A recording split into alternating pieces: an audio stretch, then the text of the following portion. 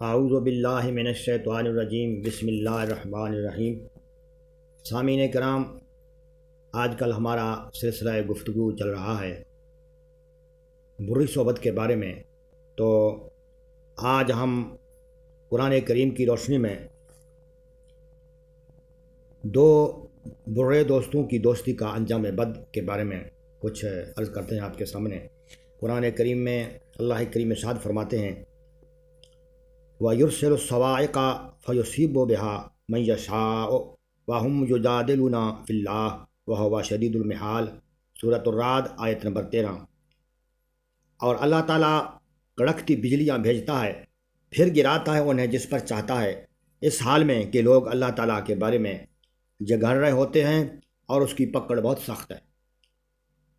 اس آیہ کریمہ کی پہلی شان نزول یہ ہے کہ حضرت حسن رضی اللہ تعالیٰ عنہ فرماتے ہیں کہ نبی کریم صلی اللہ علیہ وآلہ وسلم نے اصحابہ کرام کی ایک جماعت کو عرب کے ایک نہایت سرکش اور سخت کافر کی طرف روانہ کیا کہ آپ جا کر اس کو اسلام ایمان کی دعوت دیں۔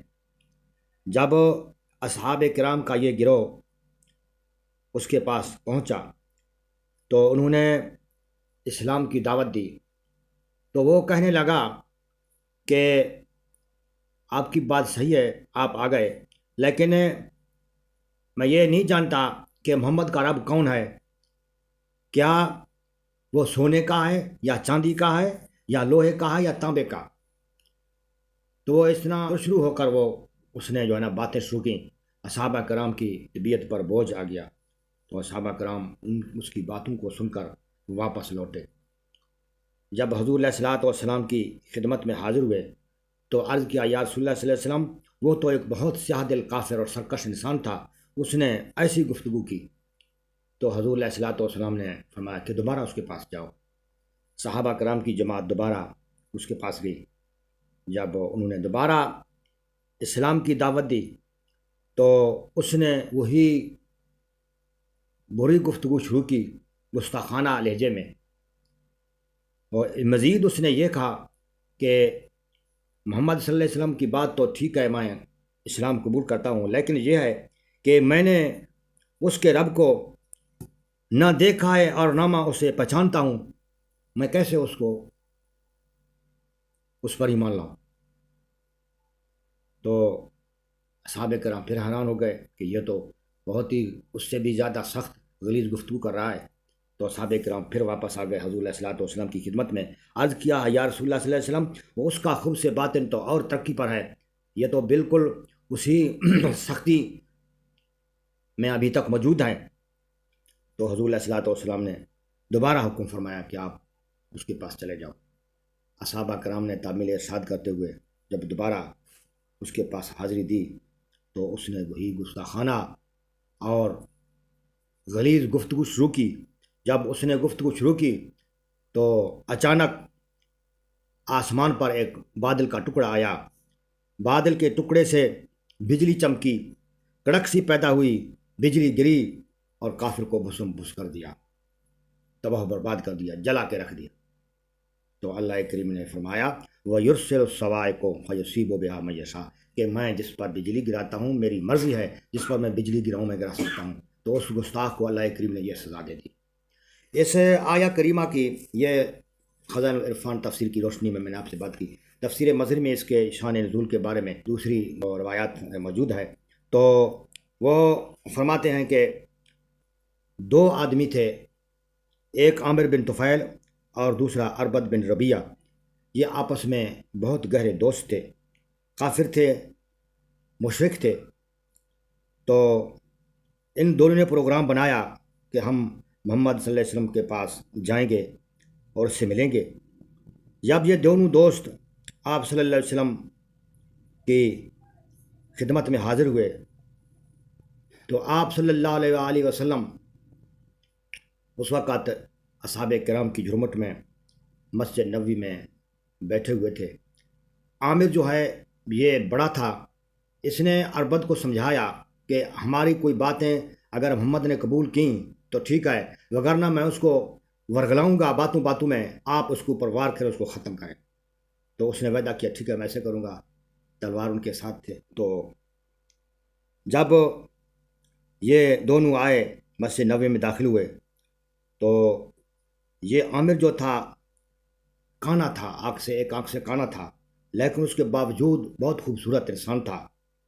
تو جب یہ مسجد میں داخل ہوا تو لوگ اٹھ کر اس کو دیکھنے لگے، اس کے جمال و حسن کو دیکھنے لگے۔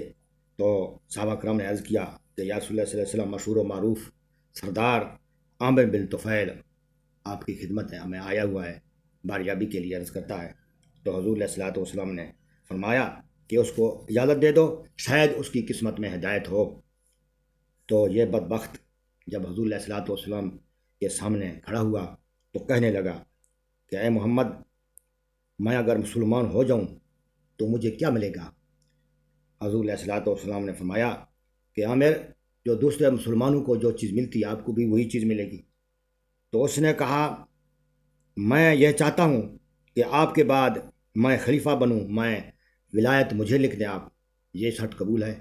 حضور علیہ الصلوۃ والسلام نے فرمایا یہ اللہ کی مرضی ہے، میں اس چیز کے بارے میں کچھ نہیں کہہ سکتا۔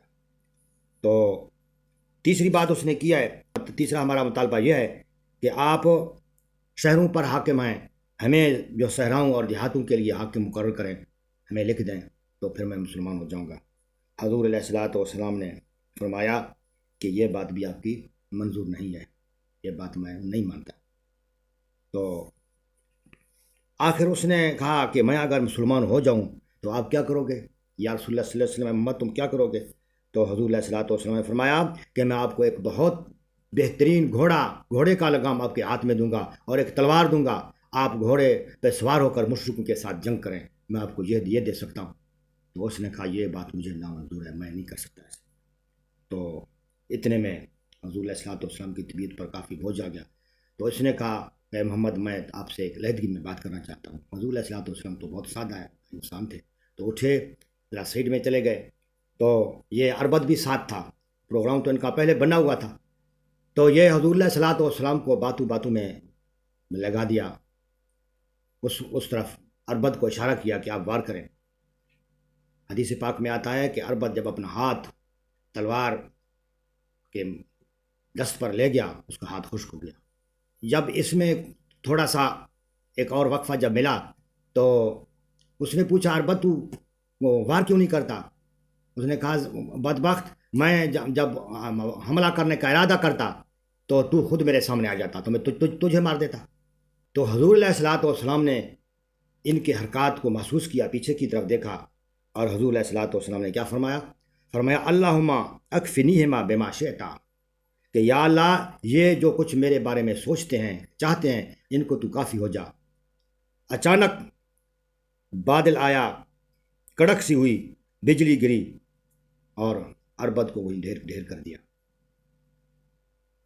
تو عامر بھاگا تو عربد تو وہیں ڈھیر ہو گیا۔ یہ وہاں سے بھاگا اور کہنے لگا کہ مجھے لات و عزیٰ کی قسم کہ یا رسول اللہ، اے محمد، میں اوس و خزرج کے لوگوں کو یہاں پہ لاؤں گا، یہ وادی گھوڑوں سے بھر دوں گا، اور ان میں 1000 بڑے بالوں والے لوگ ہوں گے جنگجو، اور 1000 بے ریس فوج ہوگی، جو آپ کو میں ایسے سبق سکھاؤں گا۔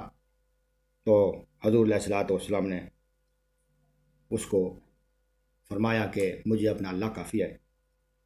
تو آگے بڑھا، بھاگتا جا رہا تھا اور کہہ رہا تھا کہ میں آج محمد نعوذ باللہ اور ملک الموت دونوں کو یہ نیزہ آر پار کروں گا۔ تو یہ ایسے ہوش و حواس کھوئے ہوئے وہ بھاگ رہا تھا کہ ایک فرشتہ آیا، اس نے اس کے منہ پر اور اس کے سر پر مٹی ڈال دی۔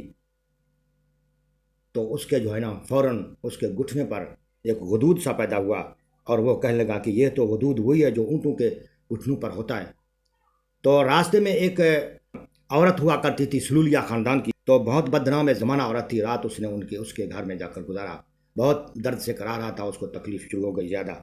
تو صبح جب ہوئی تو اس نے اپنے وہ خوبصورت گھوڑے پر سوار ہوا اور یہ کہہ رہا تھا کہ میں آج جو ہے نا نعوذ باللہ محمد اور ملک الموت اس کے ساتھی دونوں کو مار دوں گا۔ تو اسی اثنا میں وہ گھوڑے پر ہی تھا کہ درد سے اس درد کو اس نے بے ہوش کیا اور وہ فنا فنار ہو گیا۔ تو عرض یہ ہے کہ اللہ تعالیٰ نے دونوں کا کام تمام کیا، اربد کو بجلی کی کڑک سے، بجلی سے، سائقہ سے، اور دوسرے کو حدود سے اللہ کریم نے مار دیا۔ یقیناً یہ سب بری صحبت کا نتیجہ ہے۔ اگر ان میں سے کوئی ایک اچھا ہوتا تو یہ دونوں تباہی سے بچ جاتے۔ تو اللہ کریم بری صحبت سے بچائے۔ مولانا رومی رحمۃ اللہ علیہ کا ایک شعر پڑھ کر میں اپنی گفتگو ختم کرتا ہوں۔ مولانا رومی رحمۃ اللہ علیہ فرماتے ہیں: چون خدا خواہد کے پردہ کس درد، میلش اندر تانائے پاکاں زند۔ جب اللہ تعالیٰ کسی کو برباد کرنا چاہے، کسی کا پردہ فاش کرنا چاہے، ذیل و خوار کرنا چاہے، نیک لوگوں کے خلاف جو ہے نا اس کے جذبات ابھریں گے اور وہ تباہ برباد ہو جائے گا۔ اللہ کریم ہر مسلمان کو وہ گستاخی اور بے ادبی سے بچائے۔ وما علینا الا البلاغ۔ السلام علیکم۔